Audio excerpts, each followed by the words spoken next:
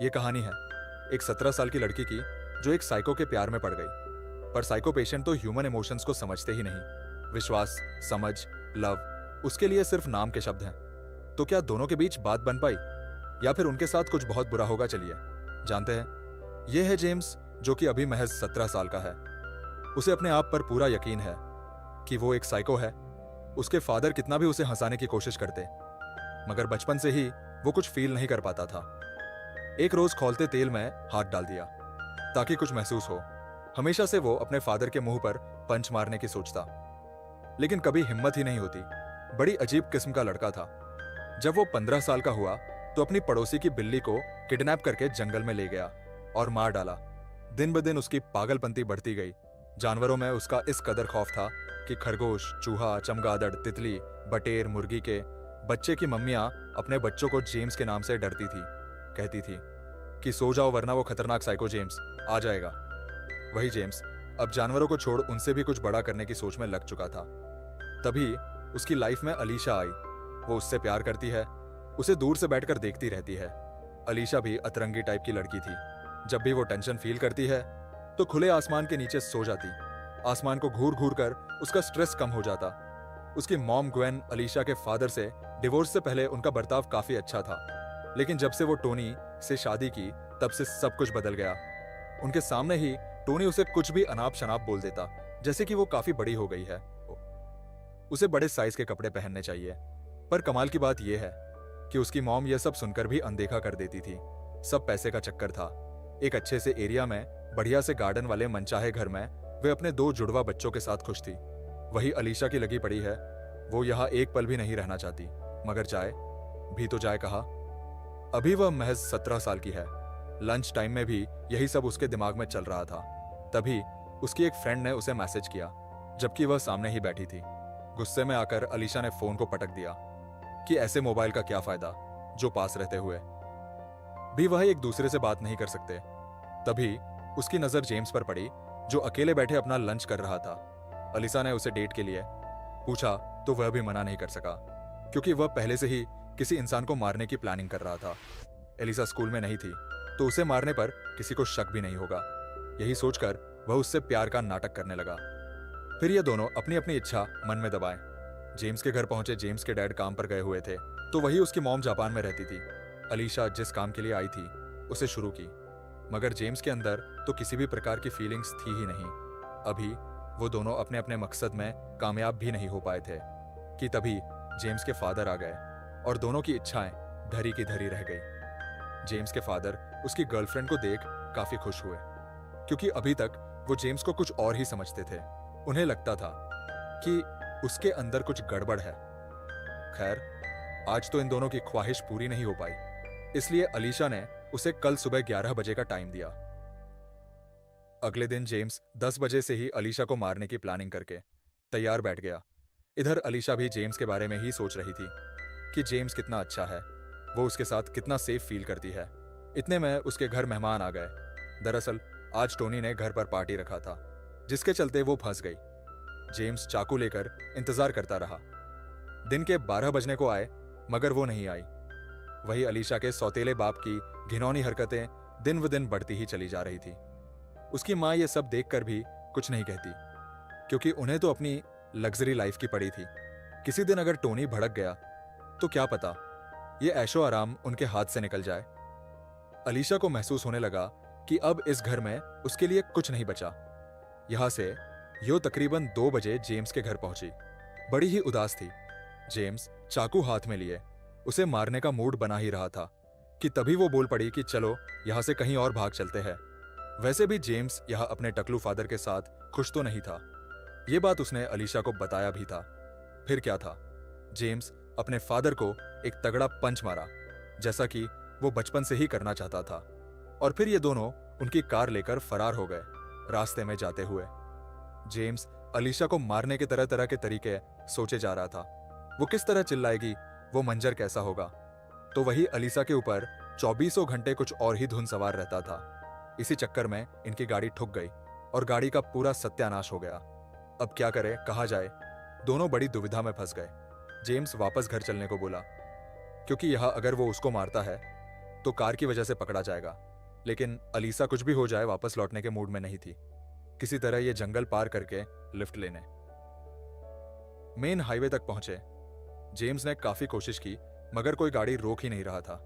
अलीशा को पूरा विश्वास था कि लोग उसे नंगी पंगु देख गाड़ी नहीं रोक रहे। कोई उसे टाइप का होगा, शायद वही गाड़ी रोकेगा। अगले ही पल एक 50 साल का बुड्ढा गाड़ी रोक इनको लिफ्ट दिया। उसी ने जेम्स को कपड़े भी दिए।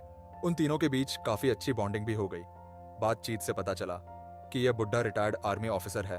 उसने इनकी हालत देख भाप लिया कि इनके साथ कुछ तो गड़बड़ हुआ है। इसीलिए वो जेम्स के मॉम का फोन नंबर मांगने लगा ताकि इनके परिवार वालों को खबर कर सके। जेम्स झट से बोल पड़ा कि उसकी मॉम मर चुकी है, जिसे सुनकर एलिसा के चेहरे पर हैरानी के भाव प्रकट हो गए। जेम्स की माँ तो जापान में रहती है, फिर वह ऐसा क्यों बोल रहा है? खैर जो भी हो, ये कुछ गड़बड़ नहीं किए, बस घूमने निकले हैं, ऐसा जेम्स ने फौजी को बताया। सफर करते करते शाम को ये एक कैफे में कुछ खाने के लिए रुके। पता चला इनके पास तो पैसे ही नहीं थे। फौजी ने अपनी तरफ से इनको खिलाया, साथ में अपनी फैमिली से जान पहचान भी करवाई, पता बगैर भी बताया। तभी अलीसा बोल पड़ी कि आपके छोटे बेटे जैक की शक्ल सुअर जैसी है। फौजी तो बेचारा हैरान परेशान हो गया कि यह किस टाइप की लड़की है, उसके सामने उसके बेटे को ही सुअर बोल रही है। किसी तरह वह अपने आप पर काबू किया। फिर वही हुआ जिसका डर था। एलिसा के बाहर जाते ही जेम्स वॉशरूम गया, उसके पीछे फौजी भी गया। यहां उसकी असलियत सामने आ गई। जेम्स को काट मार दिया कि यह उसके साथ हो क्या रहा है। वो तो उसकी किस्मत अच्छी थी कि अलीशा इन्हें ढूंढती हुई वहां पर आ गई, वरना अनर्थ हो जाता। अगले पल फौजी को झटका लगी कि यह सब वो जाकर उसकी वाइफ, उनके बच्चे, यहां तक कि पुलिस को भी बता देगी। इस तरह वह फौजी को ब्लैकमेल करके उसके सारे पैसे लूट ली। फौजी को तो पता ही था कि यह लड़की मुंहफट है, किसी के सामने कुछ भी बक देगी, तो जेब ढीला करना ही सही समझा। फौजी के जाने के बाद यह काफी टाइम तक चुप रहे। फिर जेम्स ने बताया कि जैसा वह सोच रही है वैसा वह बिल्कुल नहीं है। असल में वह समझ ही नहीं पाया कि इस सिचुएशन में उसे क्या करना चाहिए। एलिसा ने बताया कि अगर कोई उसके साथ गलत कर रहा है तो उसे तुरंत रोकना चाहिए। पर जेम्स कैसे बताता कि उसे कुछ महसूस ही नहीं होता। ज्यादा कुछ बोलता भी नहीं था। कुछ पूछो तो बस हाँ एवं ना में ही जवाब दिया करता था। उसके इस बर्ताव को देख अलीशा को लगने लगा था कि बचपन में उसके साथ जरूर कुछ बुरा हुआ है। खैर जो भी हो, यहां से यह एक होटल पहुंचे, कमरा बुक किए, फिर साथ में टीवी देखने लगे। कुछ देर बाद अलीशा वॉशरूम गई। जेम्स चाकू निकाल झट से दीवार से चिपक गया ताकि जैसे ही वह बाहर निकले वह उसका गेम बजा देगा। पता चला कि वह अपनी फैमिली दुख में अंदर बैठकर रो रही थी, जिसे सुन जेम्स फिलहाल के लिए रुक गया। वैसे वो साइको है, जैसा कि वह खुद मानता है, तो क्या उसे अलीशा के रोने से कुछ महसूस हुआ? क्या वह बदल रहा है? खैर जो भी हो, अलीशा बाहर आई और नीचे जाकर घर पे फोन लगाई। उसे अपनी माँ से बात करनी थी। उधर लाइन पे टोनी था। उसने साफ लहजे में उसे समझा दिया कि उसकी मॉम उससे बात नहीं करना चाहती, जबकि ऐसा नहीं था। वह बात तो करना चाहती थी, मगर टोनी ने उनको इशारा करके रोक लिया। इसका मतलब वो नहीं चाहता कि अलीशा वापस कभी घर लौट कर आए। इधर अलीशा अपने सगे डैड, जो कि उसे 10 साल पहले छोड़कर चले गए थे, उनके पास जाने की सोचने लगी। क्योंकि अलीशा की मां ने तो वह काफी अच्छे हैं और उसे हर साल उसके बर्थडे पर कार्ड भी भेजते हैं। उसी समय अलीशा ने जेम्स को 2 ऑप्शन दिए। अगर वो उसके साथ टाइम पास कर रहा है तो अपने घर लौट जाए, या फिर उससे प्यार करता है तो वो उसके साथ उसके डैड के घर चल सकता है। इधर 2 दिन बीतने के बाद भी जब जेम्स घर नहीं लौटा तो उसके डैड पुलिस को कॉल किए। अगली सुबह यह होटल छोड़ दिए। पता चला कि एलिसा के डैड यहाँ से काफी दूर रहते हैं। ट्रेन स्टेशन की तलाश में पैदल चलते चलते यह काफी थक गए। तभी एक एकांत जगह पर इन्हें एक बंद पड़ा घर मिला। विंडो वगैरह पर धूल जमे थे और डाक भी फुल था, मतलब महीनों से यहाँ कोई नहीं आया। एलिसा ने खिड़की तोड़ा और 1-2 दिन यही रुकने का फैसला किया। जिस शख्स का यह घर था वो पेशे से प्रोफेसर था। उसने यहाँ हर सुख सुविधा रख रखा था, जिसका ये लोग भरपूर लुफ्त उठाए, पेट पूजा किए और फिर एलिसा अकेले कमरे में जाकर सो गई। शायद आज भी वह अपनी माँ को याद कर रो रही थी। इधर जेम्स को कुछ करने को नहीं था, तो वहां पड़े सामान वगैरह चेक करने लगा। तब उसे एक कैमरा मिला जिसके अंदर बहुत सारी लड़कियों की तस्वीर थी जिन्हें एक एक करके मारा गया था। एक काफी दर्दनाक वीडियो फुटेज भी था। इसका मतलब इस घर का मालिक शिकारी था। ये बात वह एलिसा को बताने गया, लेकिन वह कुछ सुनने के मूड में नहीं थी। उसे बस अकेले रहना था। कुछ देर बाद जब वह सो गई तो जेम्स भी अंदर आकर बेड के नीचे फर्श पर सो गया। उसके अंदर एलिसा के लिए फीलिंग्स नहीं था। इधर हम घर के बाहर प्रोफेसर को देखते हैं, जो कि अपने घर के लाइट वगैरह को जलते देख हैरानी पूर्वक अंदर दाखिल हुआ। टेबल पर ऐसे ही ड्रिंक वगैरह पड़े हुए थे। उसने धीरे से एक हथियार उठाया और बेडरूम की ओर बढ़ा। उसकी आहट आते ही जेम्स बेड के नीचे छिप गया। अलिसा पकड़ी गई। पहले लगा कि वह उससे अच्छा बर्ताव कर रहा है। अलिसा ने जैसे ही बताया कि वह अकेली है, घर बंद देख आज रात वो रुकने के लिए यहां आ गई, तो प्रोफेसर ने झट से दरवाजा लॉक कर लिया। एलिसा समझ चुकी थी कि आगे उसके साथ क्या होने वाला है। अगले पल प्रोफेसर उस पर भूखे भेड़िए की तरह टूट पड़ा। इतने में जेम्स ने चाकू निकाला और उसको मार डाला। थोड़ी देर तक तो यह सोचते ही रह गए। फिर जितना तक हो सकता था अपने इस घर में आने के सारे सबूत मिटाए। चाकू को पूल के पास ही छिपा दिए तथा वहां मौजूद उन मासूम लड़कियों की फोटोज जो प्रोफेसर का उसके बॉडी के आसपास फैलाकर बेडशीट वगैरह समेटे और यहां से निकल लिए। कुछ दूर जाकर बेडशीट वगैरह भी जला दिए। वैसे अलीशा ने अपनी जैकेट नहीं जलाई क्योंकि वो उसके डैड की जैकेट थी, जो कि उसे बहुत प्यारा था। कुछ घंटे सफर करने के बाद इन्हें एक रेलवे स्टेशन मिला, जहां पर यह दोनों अपना हुलिया बदल लिए, क्योंकि अलीशा को डर था कि किसी ने उनको उस घर से बाहर निकलते देख लिया होगा तो गड़बड़ हो जाएगी। ठीक वैसा हुआ भी। वहां के एक लोकल लड़के ने उनको घर में दाखिल होते हुए देखा था। वो डिटेक्टिव टेरी और मैरी को उनके हुलिये के बारे में बताया और यह भी कि वे लड़की ब्राउन कलर की फटीचर जैसी दिखने वाली लेदर जैकेट पहनी थी। तो हुआ यह था कि प्रोफेसर के मर्डर वाली रात के अगले दिन प्रोफेसर की मॉम उसकी खोज खबर लेने आई। फिर उन्होंने पुलिस को कॉल किया, जिससे इनको प्रोफेसर के मर्डर के बारे में पता चला। इस बीच प्रोफेसर की मॉम ने पुलिस के आने से पहले ही प्रोफेसर के खिलाफ जितने भी सबूत थे उन सबको ठिकाने लगा दी। इस लड़के के गवाही के आधार पर अब इस मर्डर के इनके पास 2 सस्पेक्ट हैं। वही एलिसा के डैड जिस जगह रहते थे। आज वहां की कोई ट्रेन नहीं थी, इसलिए कल तक इन्हें यहीं पर रुकना होगा। इतने में एलिसा पूछने लगी कि तुम्हारे पास वह चाकू कहां से आया? क्या तुम अपने साथ चाकू रखते हो? जेम्स हकलाने लगा तो वह अंदर ही अंदर उससे डरने लगी, क्योंकि जेम्स का बर्ताव अजीब तो था ही, साथ में उसका इस तरह से मर्डर करना, उसके पास चाकू का होना अच्छे संकेत नहीं थे। जेम्स भी भाप चुका था कि अलीशा उससे डरने लगी है। यहां से यह एक कैफे में गए, जहां पर अलीशा वॉशरूम का बहाना बनाकर यह से भाग गई।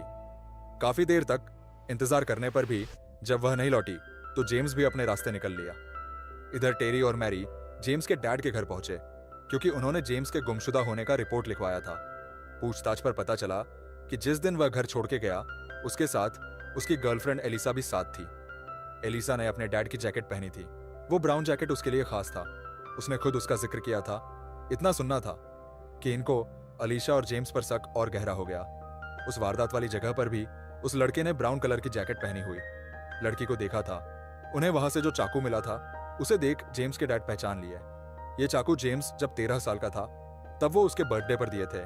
टेरी और मैरी के समझ के बाहर था कि ऐसे कौन से माता पिता होंगे जो बच्चों को गिफ्ट में चाकू देते होंगे।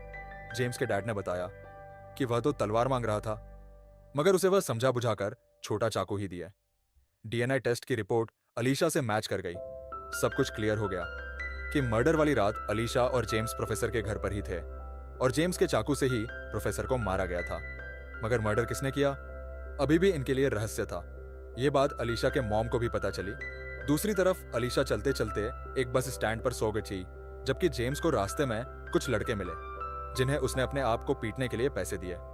असल में वह जानना चाहता था कि वह साइको है या फिर अलीशा के प्यार ने उसे बदल दिया है। लड़कों का मार और अलीशा से बिछड़ने का गम वो पूरी तरह महसूस कर पा रहा था। अब उसे अपने आप पर पूरा भरोसा था कि वह साइको नहीं रहा।